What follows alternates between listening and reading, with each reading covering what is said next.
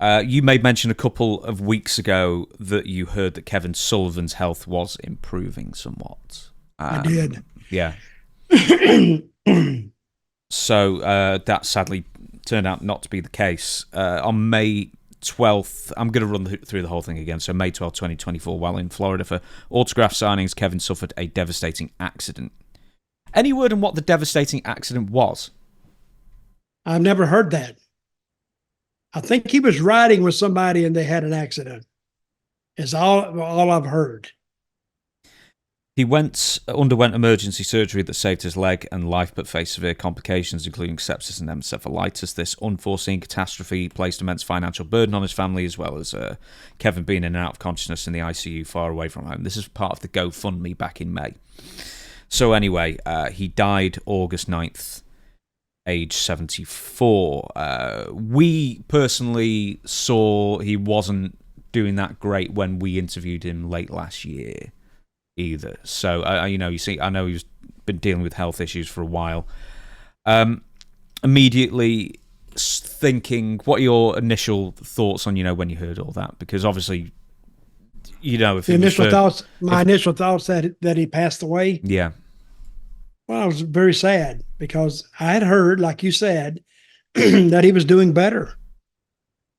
And all of a sudden that he had passed away. But that sepsis and that encephalitis, that's a bacterial infection, and that will kill you quick. It can kill you sepsis can kill you within 48 hours if not treated. So I think he was already, his health was altered. And when those infections got a hold of him, he just kept going. And they couldn't turn him back. Now, you said we noticed that he was a little bit different when we interviewed him on this show. How much? 6 months ago? A little longer. I think it was like November 2023, yeah. So maybe 8, 9, something like that. And I remember how, he would be talking and then just stop. And then we would have like 15 seconds of dead air that you had to go into post and fix, or fix as much of it as you could. Yeah, he was a little bit different. And when he had that accident, did they amputate his leg, or they were talking about amputating his leg? No, they said they managed to save his leg.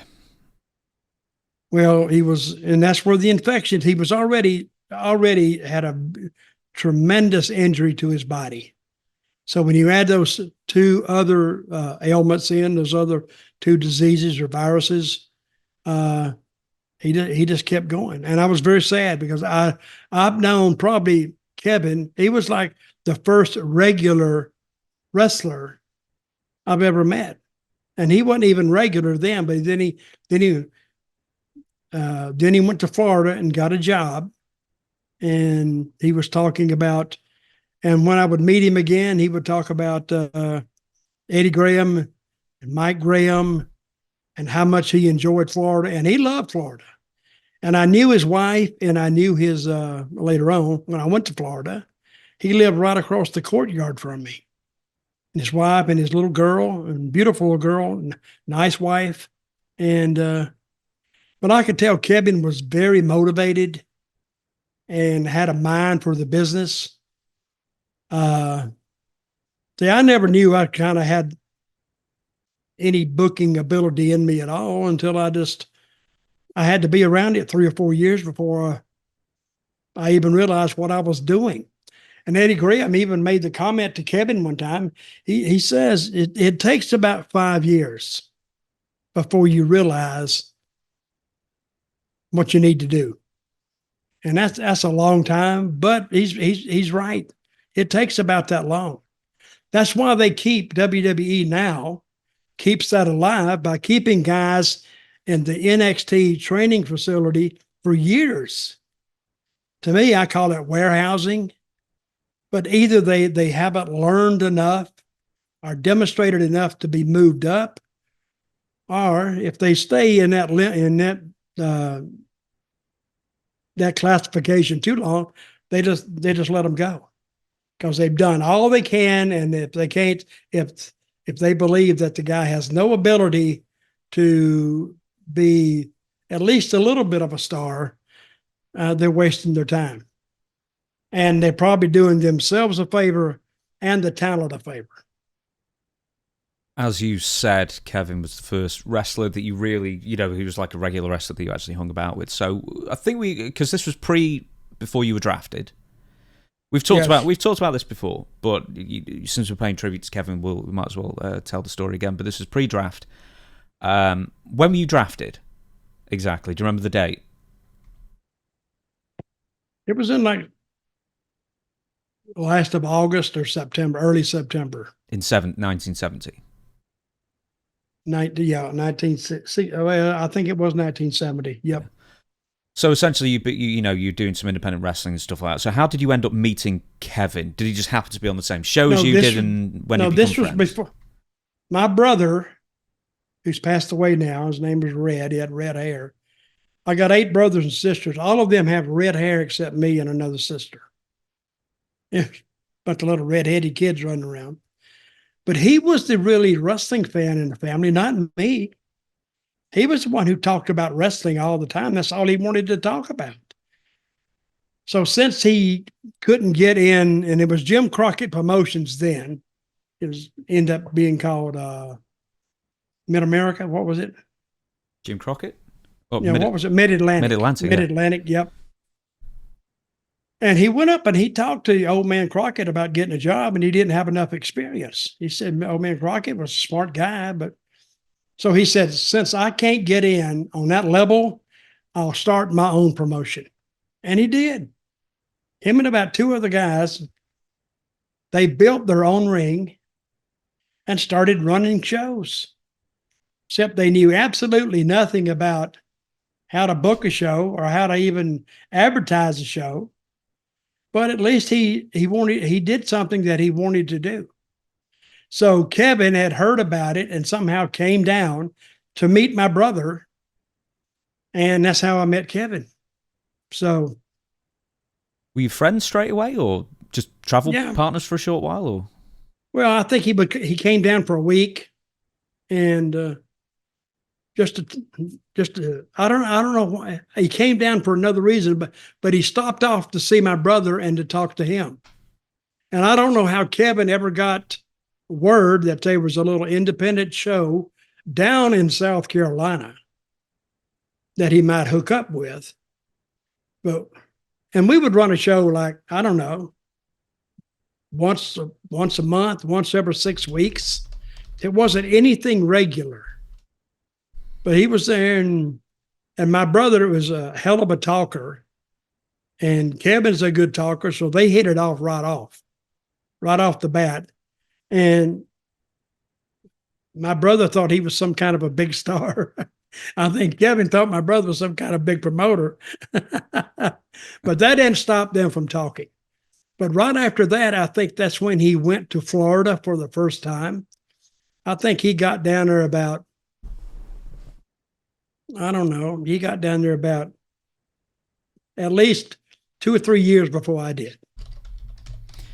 I'm just looking at dates now. So you got to Florida in 1975. In fact, I'm just one of your first matches. You were tagging with John Foley against Danny Hodge and Frank Hester. Yep. Goodness me.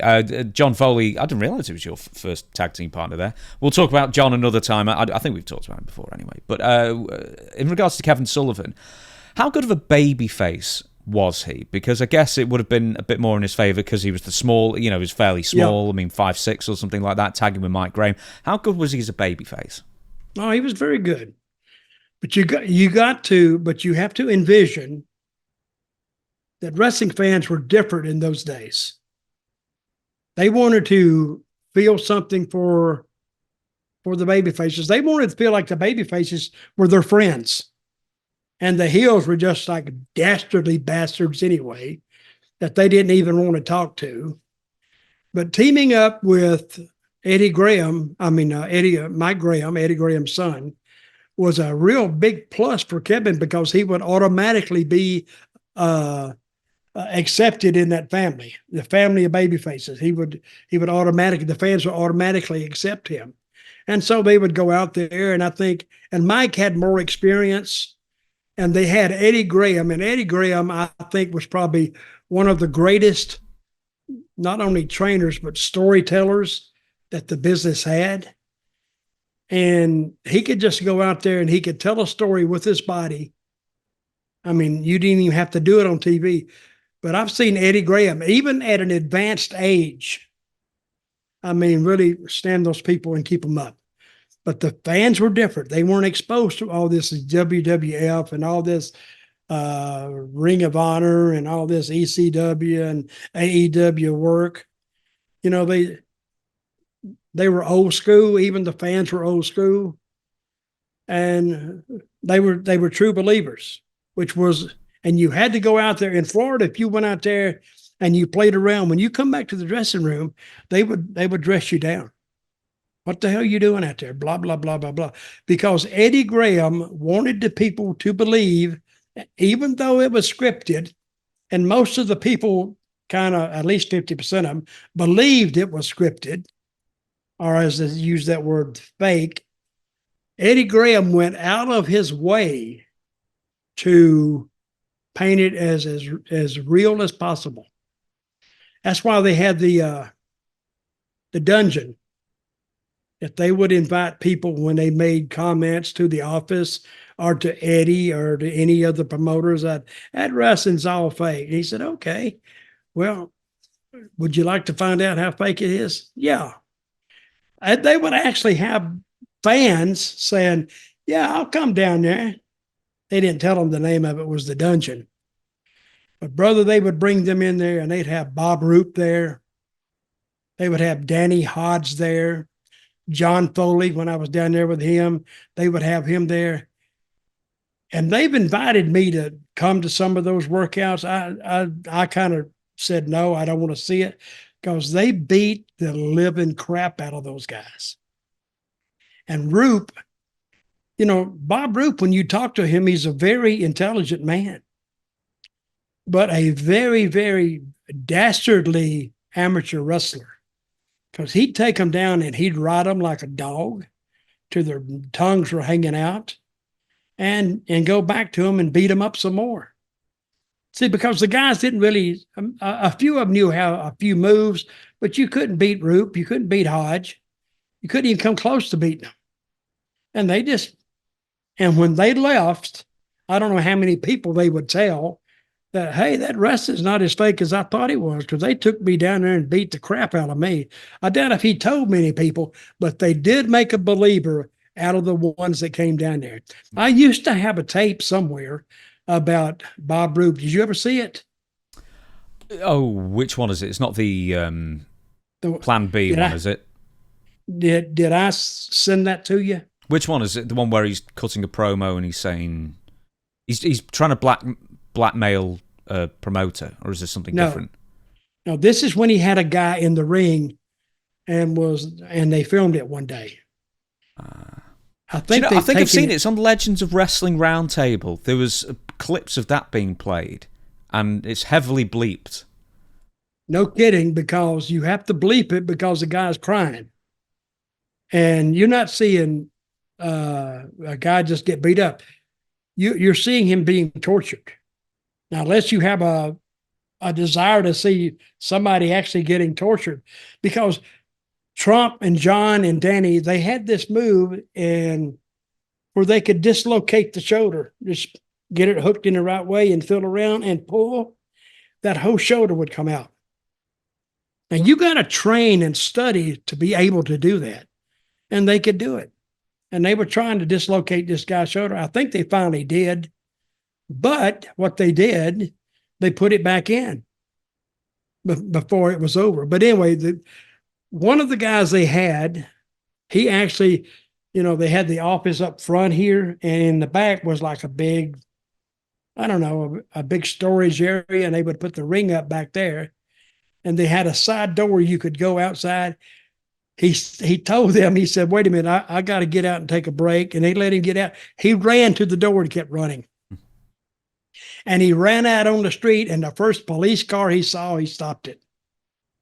And the police brought him back to the sportatorium and knocked on the door. And he says, "Is there a Bob Roop here?" And Bob come out there, and everybody knew who he was. They said, "This guy says you're trying to kill him." He says, "What? I'm not trying to kill him." He said he wanted to be a wrestler. We're just wrestling. Maybe he can't take it. And the cop said, "Man, get the hell out of here. You set this up and then come tell us that he's trying to kill you. Get out of here." So that's the last time they saw that guy. But and there's other horror stories that I've forgotten now. But that dungeon, the dungeon pit or the whatever they called it, was a bad place for fans to go and badmouth the business. Getting back to Kevin, he's one of the outliers at the time, I guess, because he turned into a real body guy, especially in the early 80s, because I don't know why. I think I may have asked him. And, just aesthetically, you want to look at, you're in trunks, aren't you, and, on TV and that kind of thing. But he was entering bodybuilding competitions and winning them. Oh, yeah, I believe he at was. that time. And, had huge legs as well. He was a decent powerlifter. Did I send you that picture of me and Kevin? Yeah, from like 1970? Like the beardless ones. No. Oh, not that. That was another. That was the first picture I ever had taken with him. But this was probably about, I don't know, 13 years later. Yeah, I know the one, because he's punching you or you're punching him. It's from him from the back. And you could see his legs. Yeah. Oh, he was cut up like a bastard. So, and he trained like an animal. So, did you ever train with him? Did he ever get you to the gym with him? Hell no. Listen, you had your body guys and you had your workers. I was one of the workers, but he would go in there and train and train and train. And I didn't mind training. I worked out, but I didn't train like he did. So you could leave yourself in the gym and you got in the ring that night, you didn't have anything left.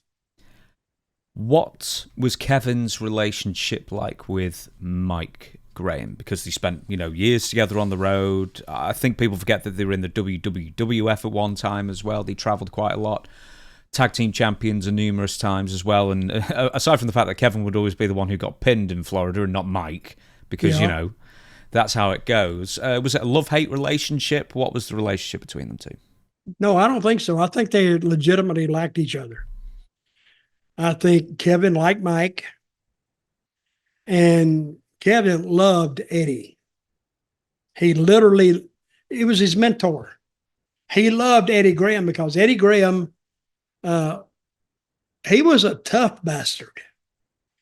Eddie Graham came from somewhere above Chattanooga, Tennessee, and his family didn't have a lot of money.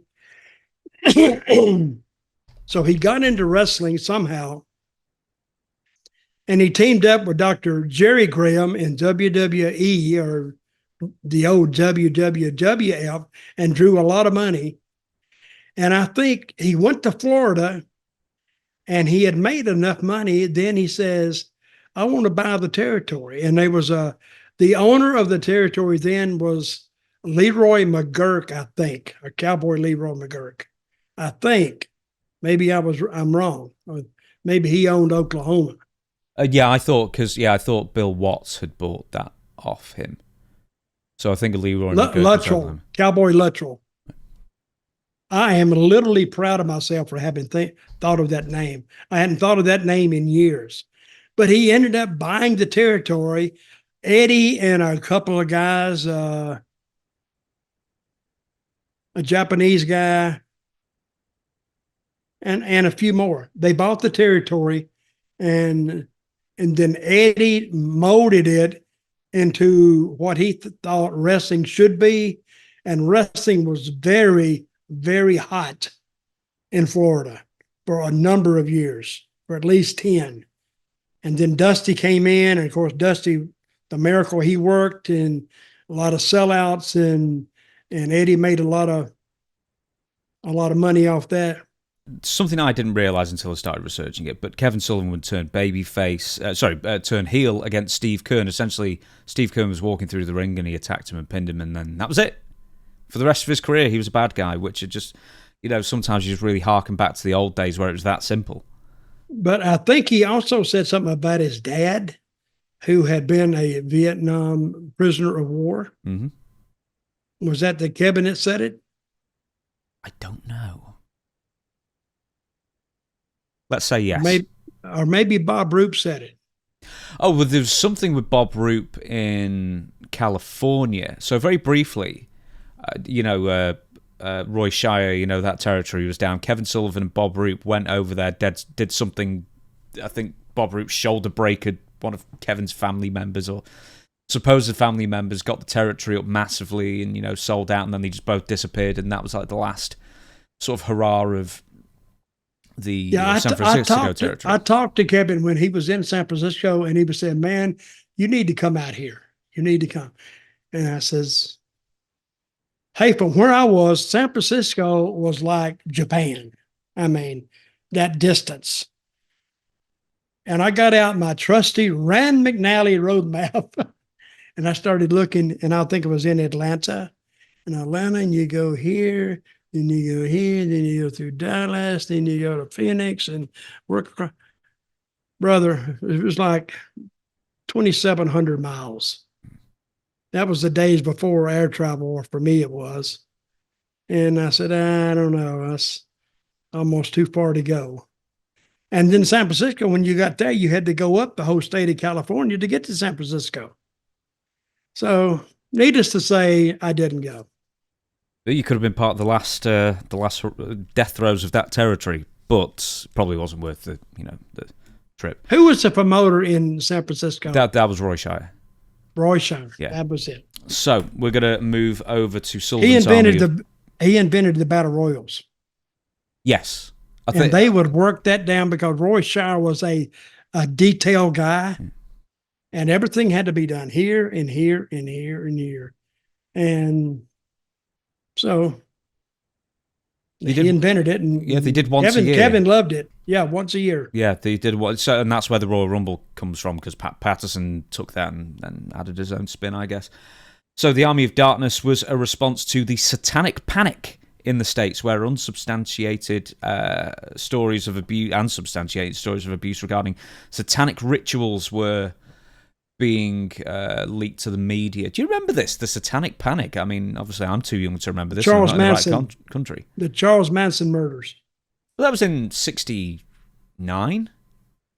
Well, yeah, but see, but that was still in the news quite a bit because of the sheer brutality of it and how they were. So he took that and started playing with it. But I actually think Kevin kind of got into it. He kind of likes stuff like that anyway, that dark stuff. And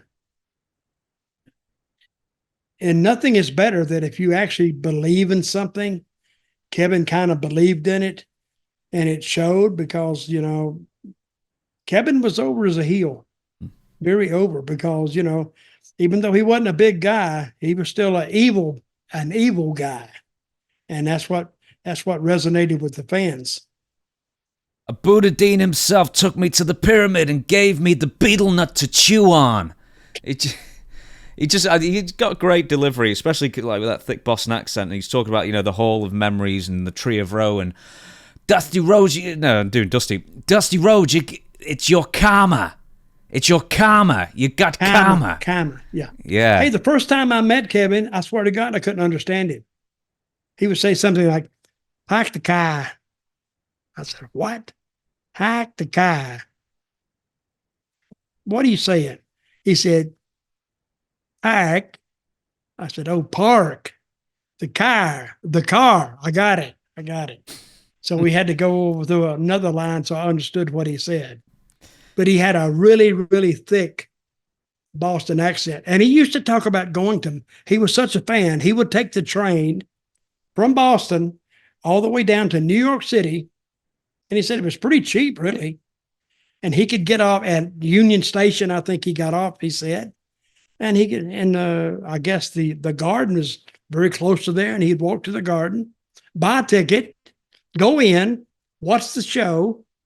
Then he would come back out and just reverse it and go back to Boston. And he had some great stories about like the Sheik. He said when the Sheik would show up against Bruno, he said you could feel it in the crowd. He said it was like, you could just tension in the air. And he said when the Sheik came out there, it probably took him like 5 minutes to get in the ring, not doing his entrance, but dodging the stuff and people trying to get him. So he said the garden had a certain magic to it. So, and when I first walked in the garden, when I was working for WWF, I guess it was WWF days, I guess. But I wasn't disappointed, but I was disappointed in the locker rooms, in the dressing rooms, because they must have given us the damn basketball dressing room because it was kind of small. Building was huge, but the back for the entertainers, sort of small, but it does have a certain aura about it. But I've been in that building with 20,000 people sold out, and I've been in that building with 5,000 people.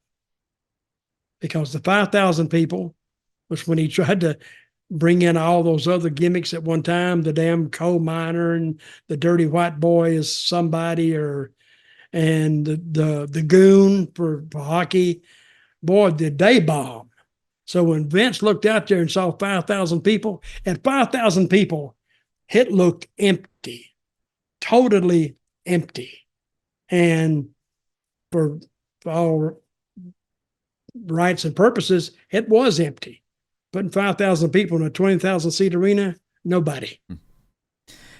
With the Army of Darkness, he's doing the occultist devil worshipping thing in American television. We'll get to the members of the Army of Darkness, but just, man, in the 80s, just how dangerous was that to be that kind of character in the early 80s? Well, it wasn't so much dangerous, but it was different because they never had that before. All wrestling is a damn presentation of what's going on in real life. But Kevin took that and he molded that into a thing of, really, if you just studying wrestling for the purpose of studying wrestling, it was a thing of beauty. Because you never saw Kevin on TV out of character. And he loved Curtis Ikea. He loved him. Now, how did they get hooked up? Do you know? I think Curtis was just in Florida. I mean, Curtis and Mark Lewin.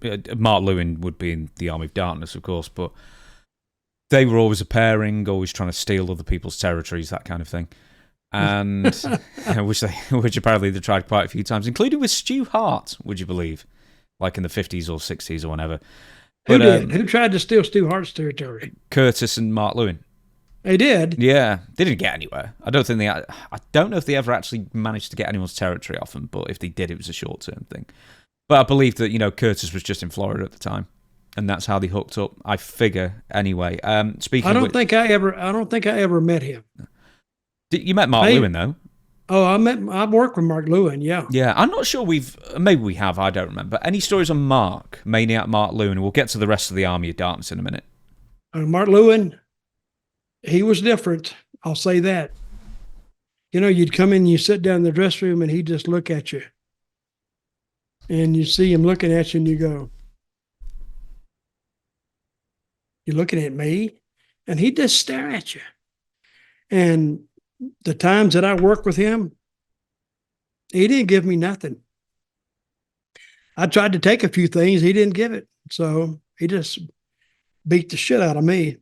I mean, he didn't hurt me. He wasn't still, but he said, "Hey, this is my match. I'm going to take it. You're out here for one reason." And I was. That was to get him over, and I went out there and did it. I didn't realise he worked as a booker in Australia for Jim Barnett as well. So, I know Mark was in Australia along with Curtis and everybody else at the time in the 70s. And he's still alive as well, 87 in Okay, what kind of crowds? I've always been interested about Australia because not a lot of guys went down there before it closed up. What kind of crowds did they draw down there? As far as I understand, because that was the original World Championship Wrestling, when Jim Barnett had it, it was rocking and rolling for years. Like, you know, did huge crowds, did huge money. You know, I think it was maybe the most, for the guys, it was the most lucrative job you could get at the time in the 60s and 70s. Well, Barnett paid well. Yeah. Now, when Barnett left, I started in Atlanta. And and I don't think I've told that story, but you had the company, it's called ABC Booking. They split.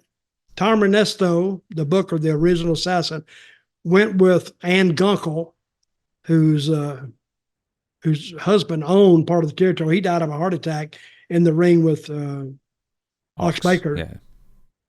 And then the NWA brand was sitting over there with nobody, and that's when all the Eddie Graham and Buddy Fuller and they got in touch with Barnett, and I think Barnett sold his territory in Australia to come to Atlanta to take it over and put the money in it that it needed. And that's how he got to Atlanta. So, and they did very, very well. They had two companies. I was with the opposition company. Jim Barnett had the other one, and we were both selling out. We would sell out on Tuesday night, and they kept the Friday night date at the Municipal Auditorium. They kept that, and they would sell out on Friday. So it was weird, but I was there in the middle of a wrestling war. There's something that I think we have to a point, but not like really in depth, as the Georgia Wars, and maybe we should revisit it some time. I'm going to give you the rest of the Army of Darkness members. Mark Lewin, we've talked about. Bob Roop, we talked about beforehand. Mike Davis, Mike the Dream Davis. Do you remember that guy? I do remember him, and he did nothing past that.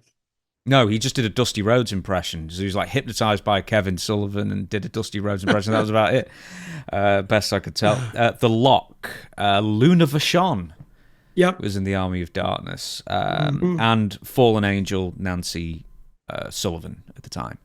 As well. Have you any stories on Luna or Nancy to share at this point? Well, Nancy, I think that's where Kevin met her.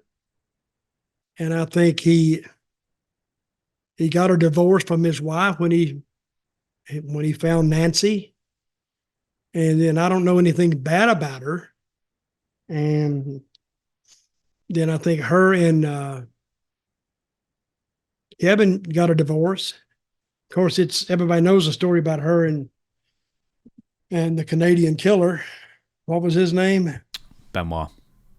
Yeah. And then what else you do need to know about it? But she was a very nice looking lady, very friendly. And Kevin didn't protect her like Savage protected Miss Elizabeth. But there's a weird dynamic with them, I think. Yeah. Kind of. Because Kevin, I think this was I think Kevin was he's taking all kind of drugs.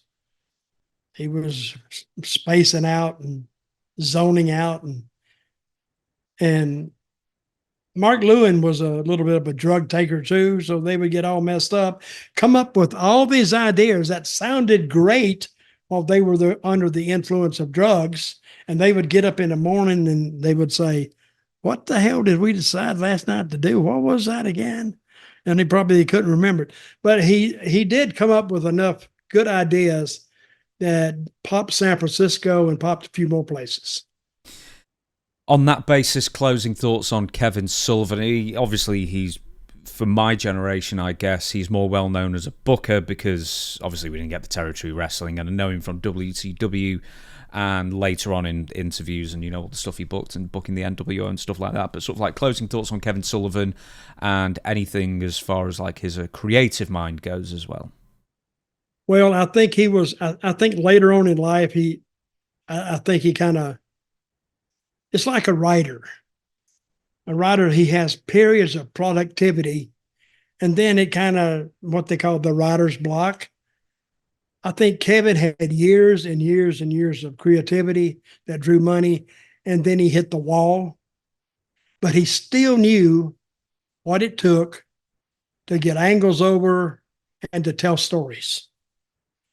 I think he'll be remembered as a guy who really had a lot of great ideas, even though a lot of them weren't used. And he had a great way of making everybody feel special that he talked to. See, Kevin, when he talked to you, it's like you've known him 10 years. And he would talk to you and let's do this. And he had a little bit of that Eddie Graham when he was giving you a finish, and Buddy Fuller did this too. They would get excited, even telling you a simple finish. And I've told this story before, is they give me a finish one time, had me so excited, and I was losing, I couldn't wait to get in the ring and get pinned. I was pumped up and got in the ring, had a hell of a match, got out, and Eddie said, a hell of a match, hell of a match. And see, that's what a lot of guys, that's a great compliment when the booker tells him a hell of a match. So he liked it. So if the booker liked it, he knows what he's looking for. The fans will like it. But he had a very creative mind, good guy, easy to talk to. And it was like, he's a wrestler. He came along the same route as all the other wrestlers came along. So he understands what it took to actually be a wrestler in the business back in the late 70s, the early 80s. And he understood the problems and the travel. And he still had a mind for it. And I think even today, well, not today, but right before he passed, I think if you set him down and said, what do you think about this? He'd have some great ideas.